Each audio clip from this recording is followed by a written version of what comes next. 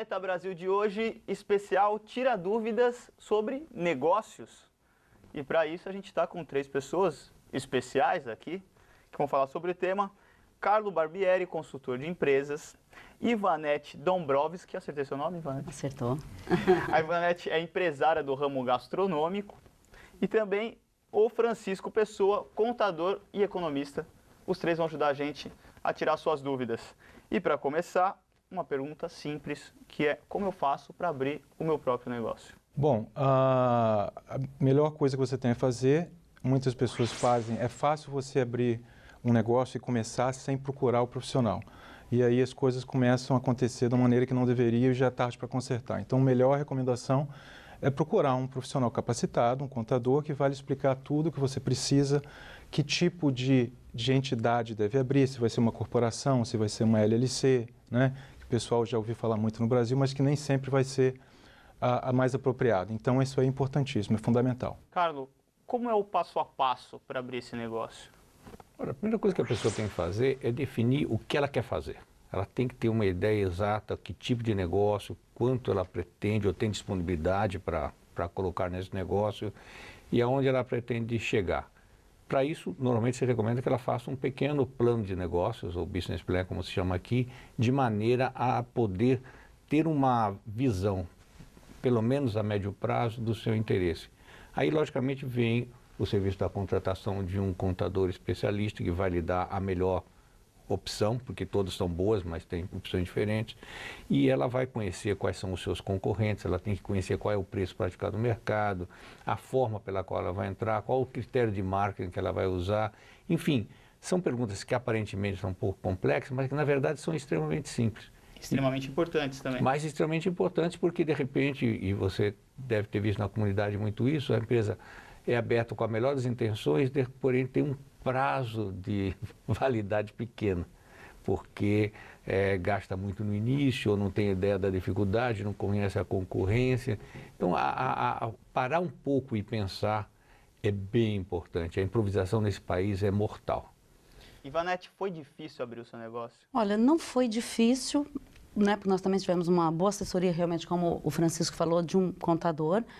E nós já trabalhávamos com um restaurante no Brasil e quando nós chegamos aqui não foi...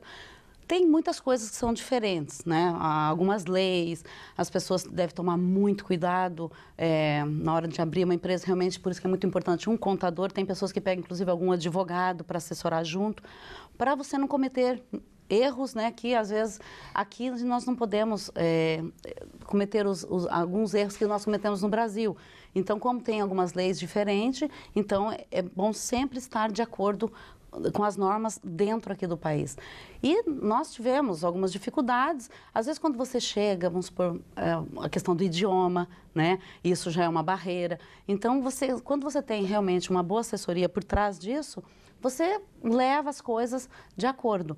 Aqui você não pode, por exemplo, simplesmente achar que você pode mudar uma pia de lugar, né? Você tem todos os critérios, então isso realmente é bem fiscalizado. E você fazendo todos os passos como tem que ser feito, não é difícil, mas realmente você tem que seguir as leis do país. Só complementando o que o Barbieri falou, o planejamento, se tivesse que tirar uma palavra como fundamental disso tudo, você tem que planejar. E as estatísticas podem mudar um pouco, mas 90% dos negócios vão fechar nos primeiros 2 anos. Desses 10% que ficaram, aí a porcentagem pode ser até de 10% que vão sobreviver. Então, isso é muito importante, isso que ela falou de você planejar e saber exatamente como é que isso vai acontecer. E quais os documentos que eu preciso ter, os documentos básicos que eu preciso ter para abrir o meu negócio aqui? Nós temos as pessoas que têm residência aqui, que têm os documentos apropriados, e tem pessoas que é uma pergunta que surge muito, que não está fora de status, né? Não tem os documentos por algum motivo ou por outro. Essa pessoa também pode abrir um negócio e ela precisa tirar um documento que se chama o ITIN, que seria Taxpayer Identification Number, que é um número criado pelo próprio governo, pela Receita Federal aqui, o IRS, para que a pessoa possa declarar impostos. Desculpa te interromper, mas o Matheus Macedo tem uma pergunta relacionada a esse tema que você entrou agora. Eu gostaria de saber se para um brasileiro abrir um negócio aqui, o brasileiro entre o ilegal e o legal, o procedimento seria o mesmo, a exigência seria a mesma para as duas partes. Muito boa pergunta do Matheus, porque isso vai afetar em relação a imposto. Você teria mais vantagens se fosse documentado, porque existem tipos de entidades, corporações, que a gente chama um small business, né?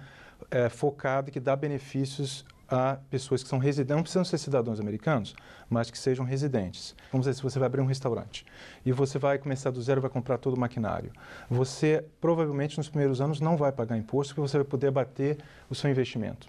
Está entendendo? Isso aí é um benefício que o governo dá. Agora, o exemplo específico seria que uma corporação, um C Corporation, cria o que nós chamamos aqui de double taxation, a taxação em dobro. E a companhia é o tipo de corporação que uma pessoa que vem do estrangeiro ou uma empresa que queira investir aqui vai ter. Então, essas empresas têm que pagar imposto federal e estadual, né? E com isso, além disso, para se retirar, vamos dizer, o lucro, né, os donos retirarem o lucro, eles têm que tirar como dividendos ou salário, e que gera imposto tanto empregatício e dividendos, né, 15% atualmente, que é um dos mais baixos que nós já tivemos.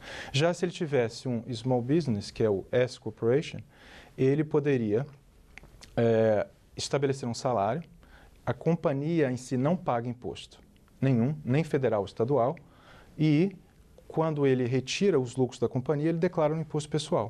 E aí, no imposto pessoal, ele pode bater também outras despesas. Então, por aí você já viu a diferença. Dá uma diferença, é uma diferença grande, não é pequena. E no próximo bloco a gente continua o nosso Tira Dúvidas sobre negócio.